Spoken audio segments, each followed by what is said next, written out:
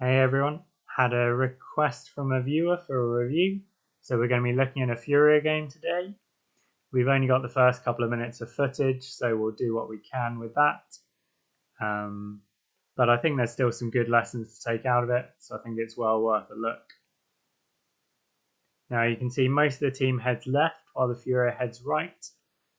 Not quite sure why. And then we get a couple of pre-heals here. So there's one on the Torvald before he's taking damage. There's one on the Barrack before he's taking damage. And then there's another on the Torvald just before his shield's gone down. And then we get the first shots from the Furia. So Furia isn't a heal bot. It's not like a Ceres where healing is pretty much all you do. You want to be dealing damage as well. And she can certainly put it out, particularly with her Wrath ability, if you can get that charged up. Now, the Barrack's gone in and got killed. I suspect that would have happened even with the Furia support.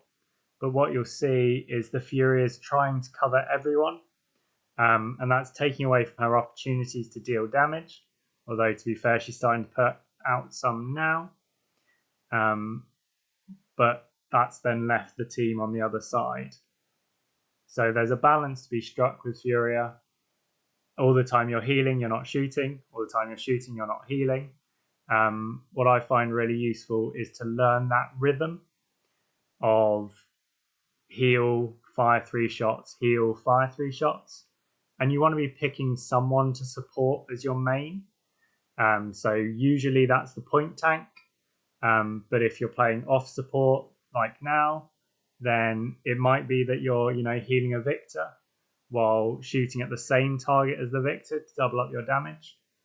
The other thing you might have noticed a couple of times with Furia, and she's done it right on cue, is the beams are a bit speculative. So the beam has quite a long cooldown as an ability, and so you want to make sure you're getting value out of it. So against a good flank, they'll dive you when they see your beam go out, because that's your main way to stop them.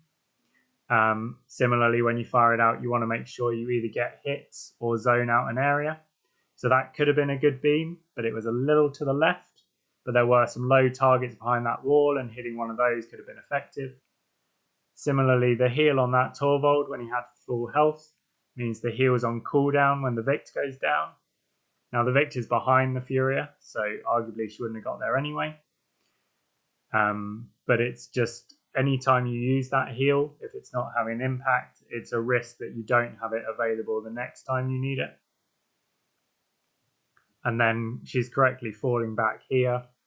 So that Torvald's going down. There's very little you can do to help.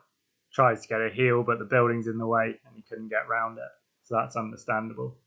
And that's pretty much the end of the clip there. So what were the key lessons to take away from that? Make sure your heals are having an impact. So don't pre-heal people because it puts your ability on cooldown. Make sure that you're focusing on one area. So this Furia has spread herself quite thin. She's trying to support a team which admittedly is making her job harder by being scattered all over the map.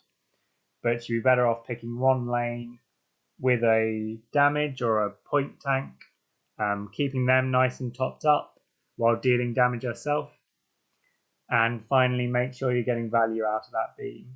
So make sure that when you're using it, you're either hitting a target pretty much point blank, or you're using it down a thin corridor where your enemy either needs to retreat or accept that they're going to get hit by the beam.